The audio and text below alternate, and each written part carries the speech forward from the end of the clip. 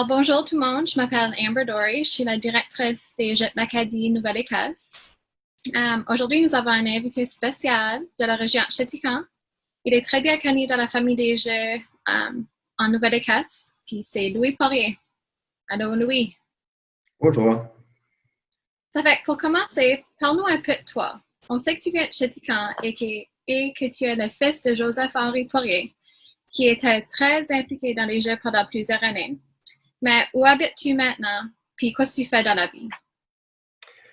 Après avoir quitté Chéticamp, j'ai été à Moncton pour faire mon bac. Puis ensuite, j'ai déménagé à Calgary pour mes études graduées. C'est aussi là que j'ai fait beaucoup de bobsleigh aussi pendant 6 ans à Calgary. Puis après avoir terminé mon doctorat à Calgary, j'ai déménagé à Ottawa. Puis là, je travaille au Conseil national des recherches du Canada, où est-ce que j'étudie les glaces. Fait que j'étudie les interactions entre les glaces et les structures. Ça fait comment est-ce que la glace fait faillite contre des ponts ou contre des quais ou d'autres sortes d'infrastructures. Ah, cool. Très intéressant. Ça fait, fais-tu encore du sport? Pas autant que dans le passé, c'est clair, là. Pas rien de si sérieux que ça. Je fais beaucoup de vélo. J'arrive d'apporter mon petit à la garderie en vélo ce matin. Je fais beaucoup de randonnées dans le bois. Je fais du geocaching, ça me fait sortir dehors aussi. Puis l'hiver, je fais beaucoup de ski. J'enseigne du ski adaptif, qui est un sport que j'ai commencé après que j'ai pris ma retraite du bobsleigh. Ça fait que je fais beaucoup de ça pendant l'hiver. Ah, cool. Maintenant, peux-tu nous parler un peu de ton parcours au jeu? Les jeux, ça fait que j'ai beaucoup de mémoire des jeux. Il y a ma carrière au jeu d'Acadie, c'était vraiment un moment touchant pour moi. C'est un temps critique de ma vie pour être capable de découvrir moi-même. J'ai eu le plaisir de participer aux Jeux de 92-97. J'ai pu rencontrer toutes sortes de monde. En commençant aux Jeux régionaux, puis j'ai eu la chance de participer au final à chaque année que j'ai participé. Ça fait que c'était des expériences inoubliables pour moi. Puis, je sais que tu as un record qui est tout le temps dans les documents techniques. C'est quelque chose d'être fier de, c'est sûr. Les records, ça me dit pas tant que ça parce que c'est un peu un record bizarre parce qu'il n'y a pas eu la chance d'être compétitionné beaucoup. Ça fait que j'ai toujours dit que Gabriel aurait bien battu mon record s'il avait eu la chance. Gabriel Leblanc, c'était un de mes amis d'entraînement une fois que j'étais à Moncton. Puis une fois qu'il s'entraîne avec moi, il a réussi à battre le record de 14-15 ans, puis il est plus rapide que mon record de 16-17 ans. Ça fait que Gabriel aurait réussi à battre mon record s'il avait eu la chance. Comment est-ce que ton expérience au Jet d'Acadie a-t-elle appuyé ton engagement dans le sport? Ça a vraiment été un tremplin pour moi. Si ça n'avait pas été pour mon expérience au jeu d'Acadie, j'aurais pas réussi à tout ce que j'ai pu faire par après. Je pense pas que j'aurais fait de sport à l'université, franchement. Je m'attendais que ma carrière athlétique allait terminer après ma 12e année. Puis c'est la compétition à Edmundston en 97, où est-ce que j'ai gagné, j'ai fait le record que ça a vraiment ouvert beaucoup de portes pour moi. Puis par la suite, là, j'ai compétitionné au championnat national par la suite, puis je me suis fait recruter pour l'équipe d'athlétisme. Puis l'année d'après, je me suis fait recruter pour faire du soccer aussi, fait que j'ai réussi à compétitionner au niveau universitaire, au soccer puis en athlétisme, malgré que j'ai juste fait le soccer pour 1 an.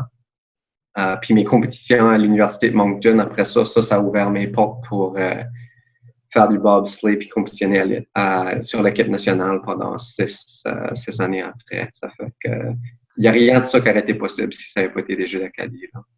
C'est ça qui a vraiment été le point tournant de ma carrière athlétique. Wow, c'est touchant ça.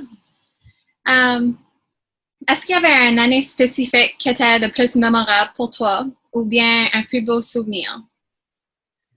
Là, j'en ai une longue liste. Là. Il y a vraiment beaucoup de moments touchants pour moi pour les Jeux d'Acadie, là.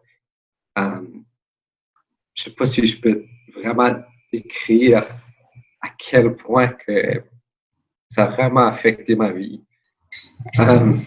J'ai compétitionné à tous les Jeux en 92 puis 97, puis j'ai eu la chance d'être bénévole à 4 autres Jeux par la suite.